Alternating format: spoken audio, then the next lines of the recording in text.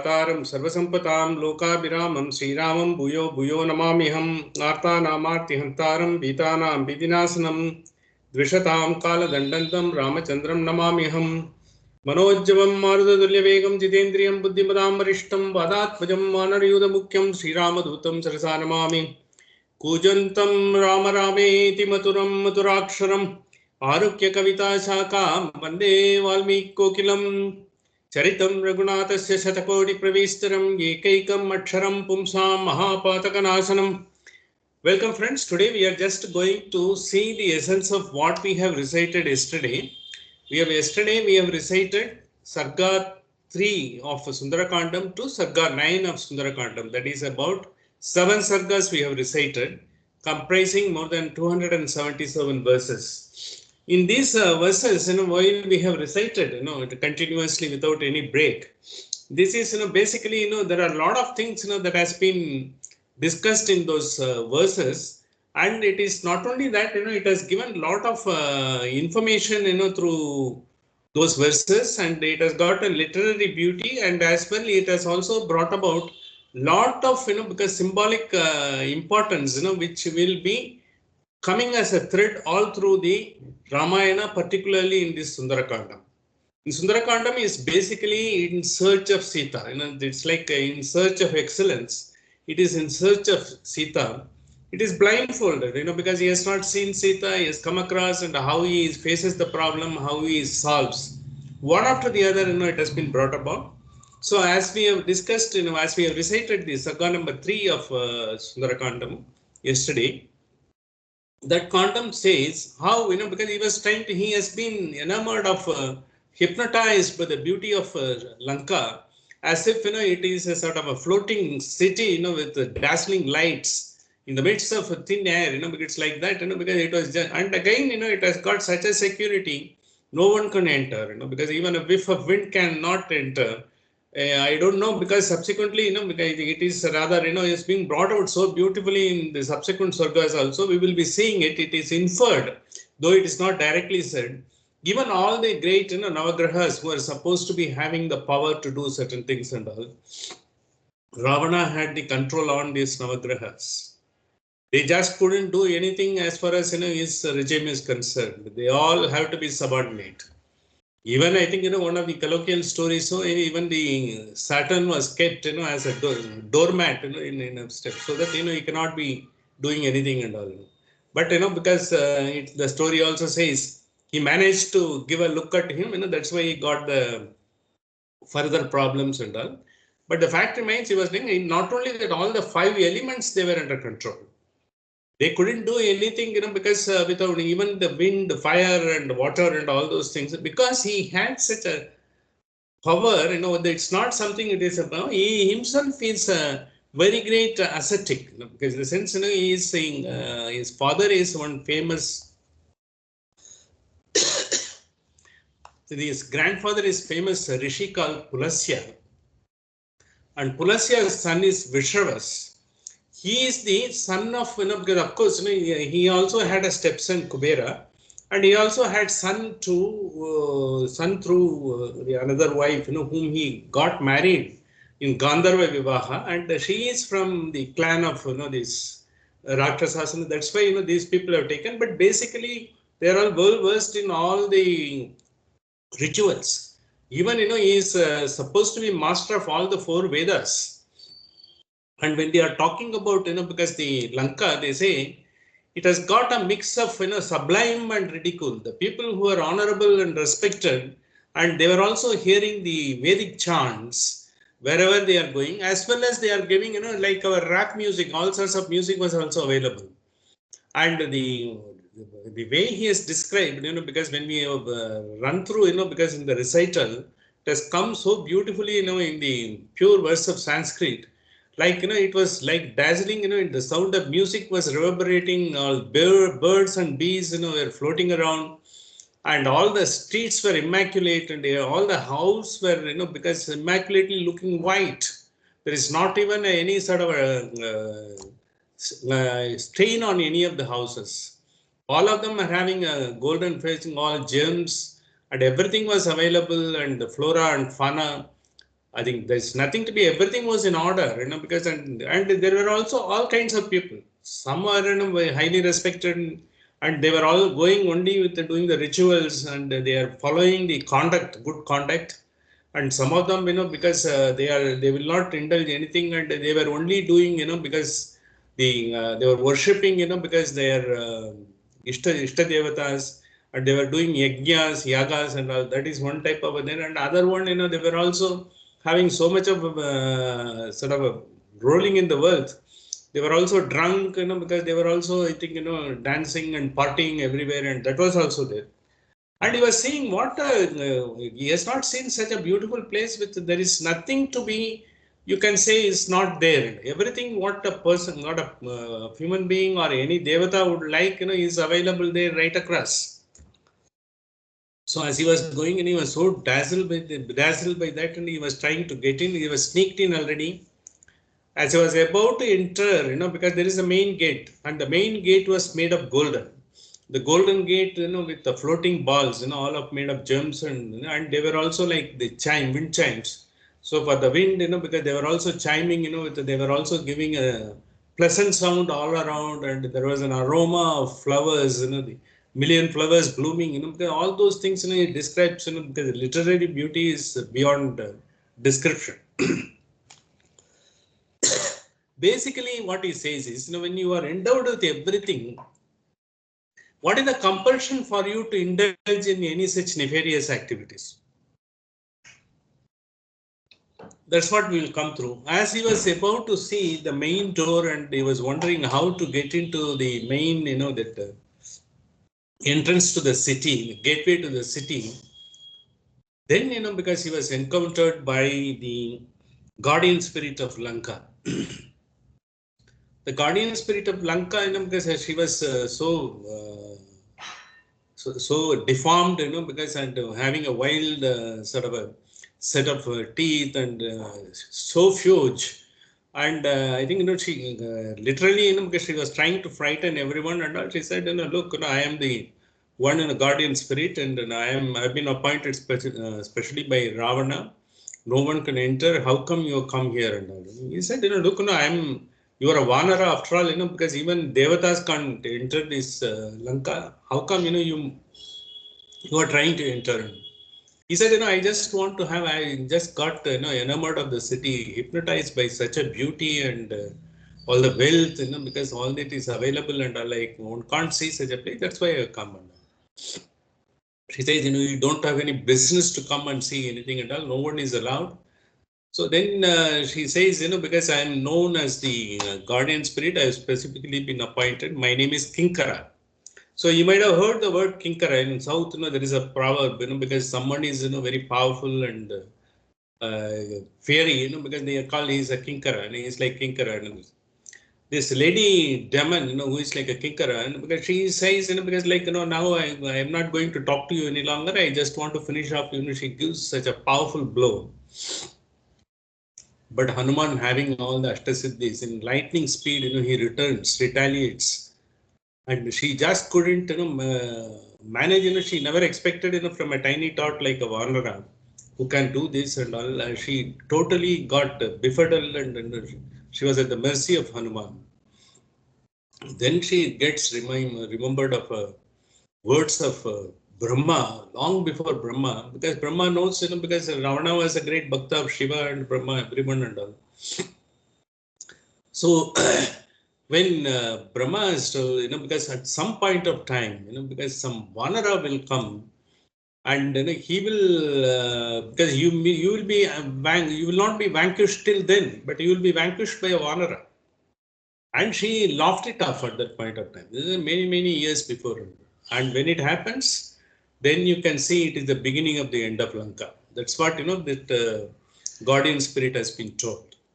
So when, after, because she got hit by Hanuman with such a lightning, when she almost, because lost all her powers, she fell onto the ground. She couldn't say, and she said, because now I am seeing, how it could be happening. It's happening right in front of my eyes.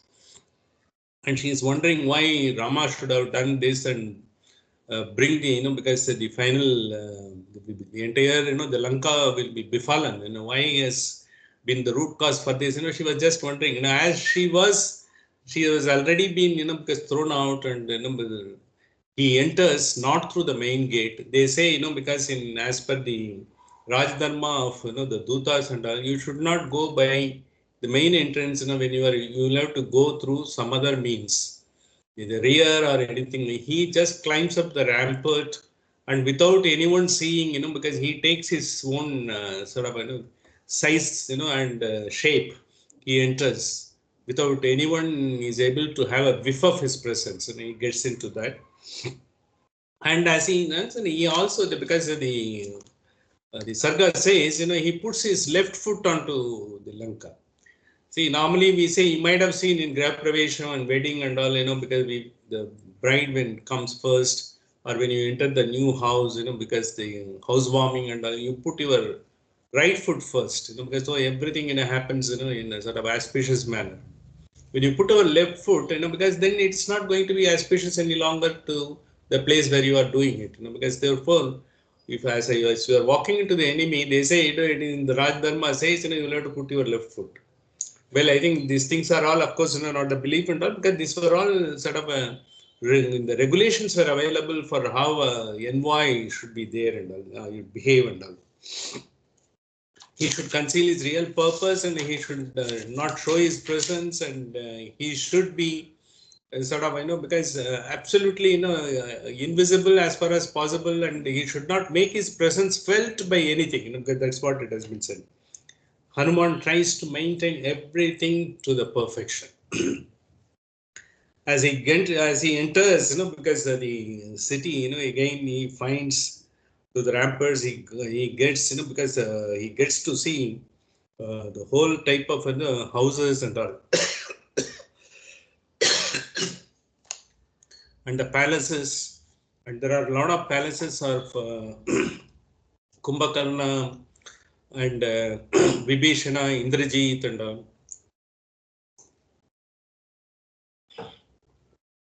All the ministers of Ravana and all the commanders and all. He could see, because they're all like, stars in the sky, they are totally, unique, because you can, and about all this, like a crowning jewel, there was a very big palace, then he presumes, says, this must be Ravana's palace. When he sees, because then houses have been designed so well, it is like a sort of a, Valmiki gives, because the town planning, because how a city could be done, he has explained so well.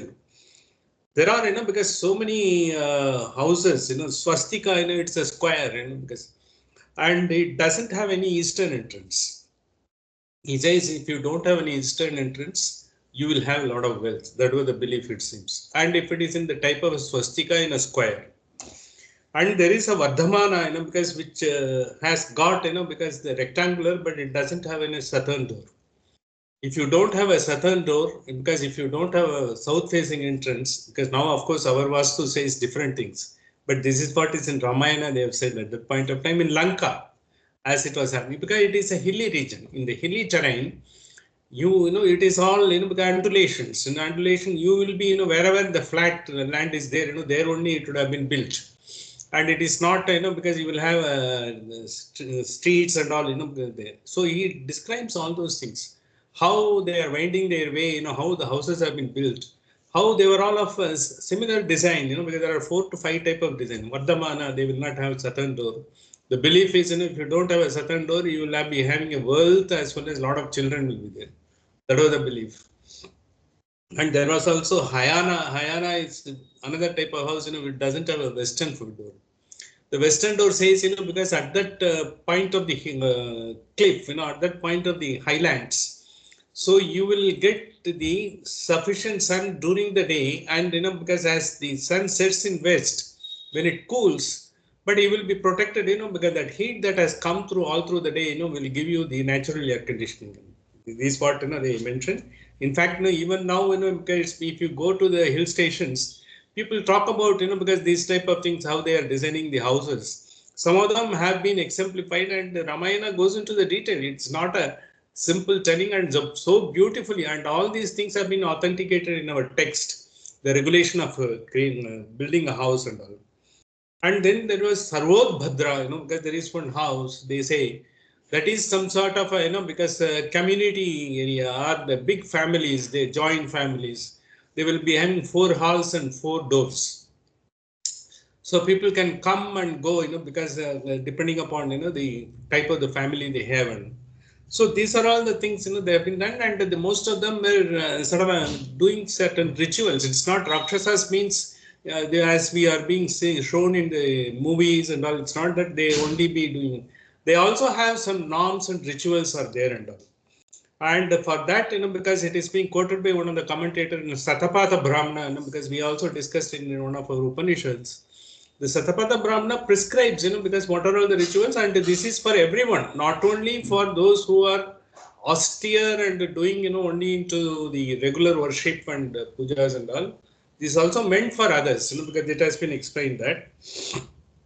This has seen, because he is enamored of these designs and the way it has been ordained and how it is regulated all through.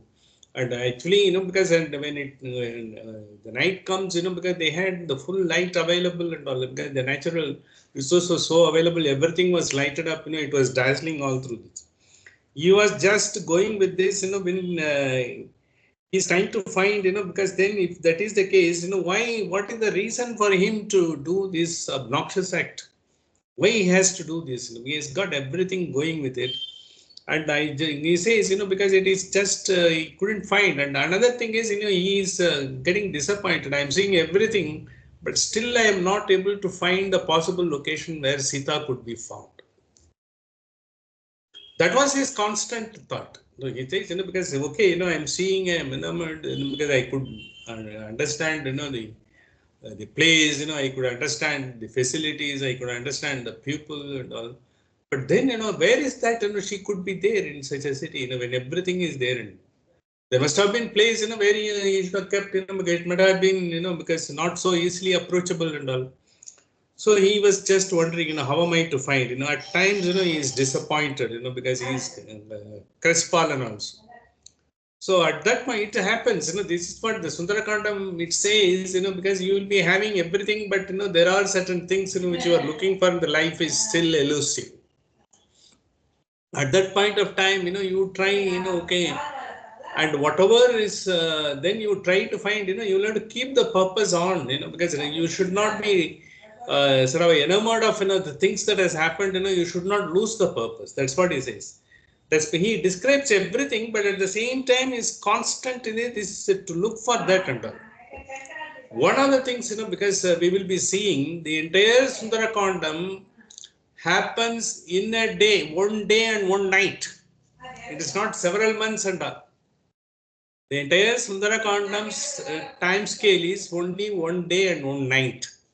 The entire thing has been brought so well and described to the detail, to the hilt, in the 68 Sargas, that has been brought to us by great Valmiki. So this is what, then he he has been done, and Ravana himself also such a Vedic Pandit. There are so many people. He encouraged a lot of people to do, and he was also doing Agnihotra every day, it seems. Valmiki Ramayanam says.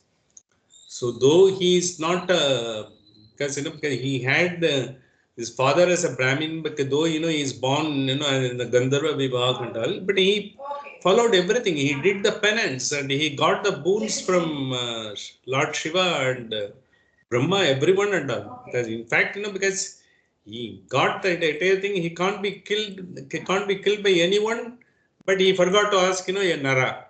That's why, the avatar incarnation has taken place as Nara, as a sort of human being, because he thought, human beings, because he thought there is no point in talking about human being. There is a measly cheese and that measly things, you can just wish it off, because they are not going to be, because he was taking it so lightly. But, because his nemesis was finally there. So they are giving, all the glory of, that and how still they were doing everything and all. But the disappointment of Hanuman continues all through the 5 Sargas. After describing everything, because his point is, because how am I to find the place where she is there? And all. He finds some clue so that, he can get into that. as he was going through, suddenly goes near the Ravana's place, which is the crown jewel of entire, the palaces in the Lanka. As he was trying to approach, he sees a towering, because like a dazzling, sort of structure, because he can't wonder what is that. And as he approaches near, it is closer to, in the Ravana's place. It is the Pushpaka Vimanam. The Pushpaka Vimanam he describes in the Sargas 7. We have seen up to Sargas 9. He describes it so, he says it had so many chambers, and it's like a bulbulaya, you will not be able to find where it is. And they had art galleries, they had a sporting complex, they had wonderful kitchen facilities, and it also had all the, because the navigation and everything, because it is like an autopilot. And autopilot, it doesn't need any sort of a navigation and all. Once you say, because where to go, once you intend, it will take you there. How come, such a, because what we talk about AI, autopilot, because all these self-driving car and all, because this has already been conceived, because in fact, because they seem to have existed. That's what, because it says. At least, because the conception of such things were there in earlier times also. And it is said that Pushpaka Vimanam was designed and constructed by Vishwakarma for Brahma. So he wanted to give, because something as a Guru Dakshina, he did it, because Vishwakarma, he had, the knowledge from Brahma. So in turn, he wanted to give something like that he made it. He says, because in this Sarga 7, it says it's interminably so huge. And it is not that, how many people it can fly, any number of people you can bring. And if you can board everyone, finally there will be a place for one more person also. It is like that. That's what they say. And it is to explore the entire Pushpaka Vimanam is not possible. That's how, it says. Based on this description, I don't think, no film or no sort of a serial has done justice to Pushpaka, because it is so huge, because 7, 8 and 9 talk about. And when Brahma had this and all, he said, because okay, Guru Dakshina, I have given a knowledge, because I only can, whatever is distributed, I can do. But Kubera did a lot of austerity, because he used to be a sort of a great devotee of Shiva, and as well as he used to do all the rituals, every day so perfectly, because so he was considered to be one of the ideal devotee, Kubera. So Brahma gifted that, because the Pushpaka the Viman to Kubera. Kubera is the stepbrother of Ravana. But as Ravana became powerful, and because the entire regime came under his control, so automatically the Pushpaka Viman also came to the control. Kubera shifted from Lanka to Himalayas near Kailash, that is a place called Alkapuri. So once he has gone there, the entire thing became his. So he doesn't have to. It became his. It is for his use. And once he has got that, he did other further, the sort of adding all other features, whatever he could, because he was having the power and he wanted to enjoy the life, he had. So he was keeping looking at the Pushpaka the Viman like that. If this is the case, how beautiful his palace would be, he was thinking.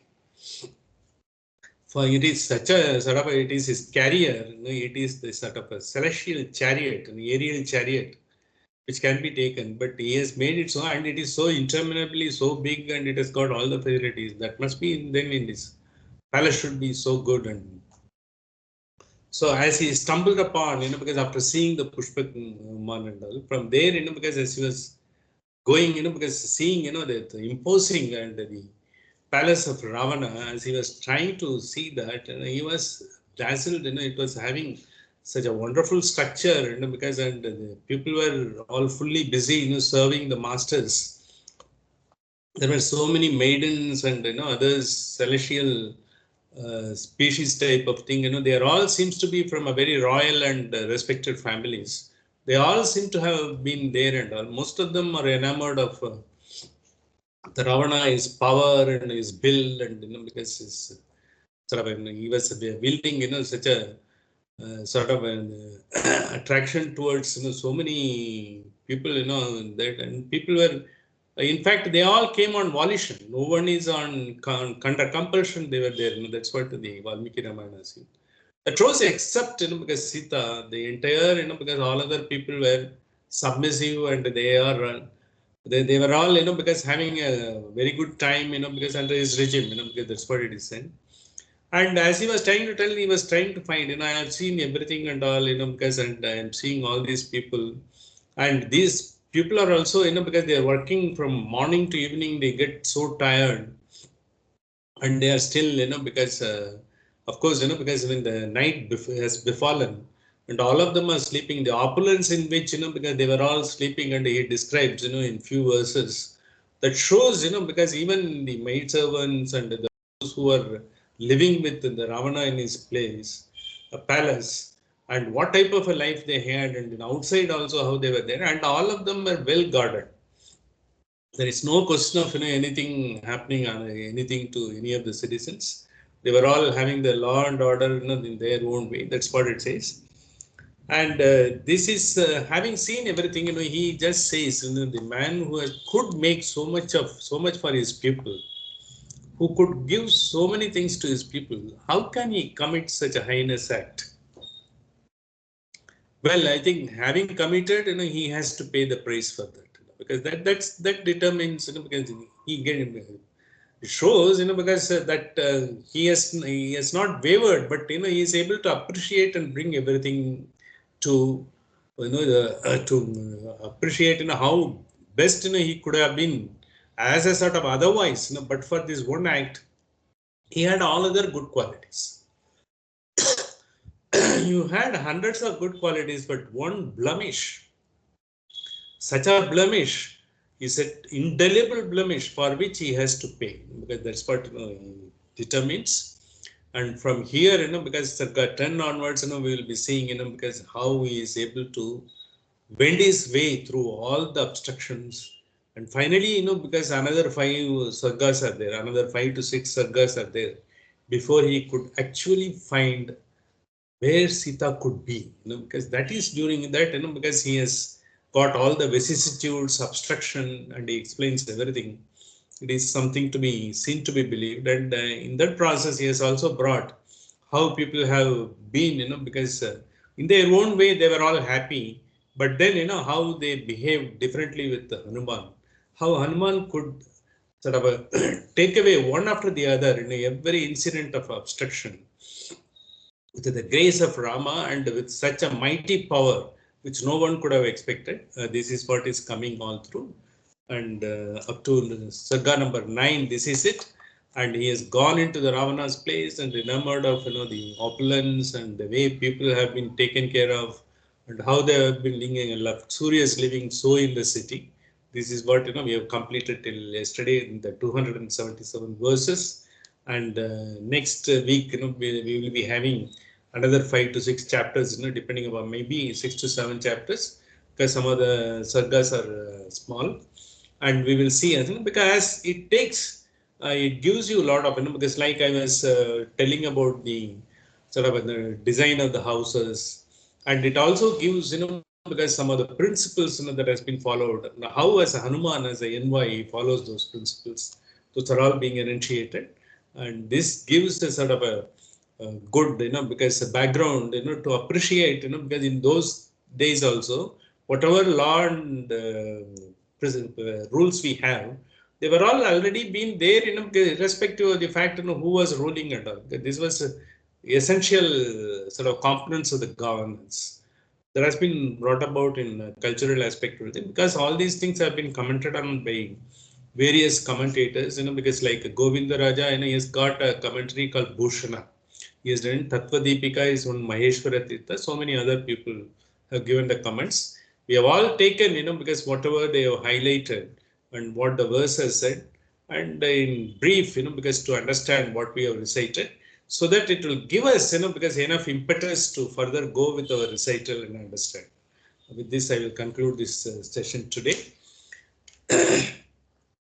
स्वस्ति प्रजात परिपालयन्तां न्यायेन मार्गेण महिमहिंसा गोब्राह्मणेभ्यो शुभमस्तु नित्यं लोकाः समस्ताः सुखिनो भवन्तु काले वर्षतु पर्जन्ति पृथिवी सत्यशालिनी तेषोऽयं शोकरहितो ब्राह्मणाः सन्तु निर्भयाः लाभस्तेषां जयस्तेषां कुतस्तेषां पराजयः येषाम् इन्दिवरश्यामो हृदयस्थो जनार्दनः रामाय रामभद्राय रामचन्द्राय वेदसे रघुनाथाय नाथाय सीताय पते नमः मंगलम कौसलेन्द्राय महनीय गुणाब्धिये चक्रवर्ती तनुजाय सर्वभौमाय मंगलम कायेन वाचा मनसेन्द्रियैर्वा बुद्ध्यात्मना वा अनुष्कृतो स्वभावात् करोमि यत्तत् सकलं परस्मै नारायणायेति समर्पयामि.